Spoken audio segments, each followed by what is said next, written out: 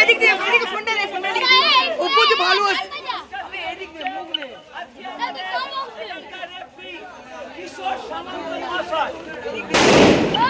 আজকে জুনিয়রদের ম্যাচের উইনার হয়েছে বেলজিয়াম।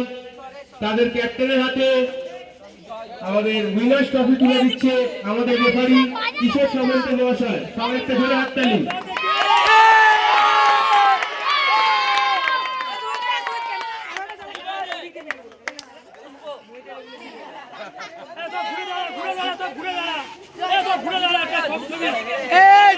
ছবি দে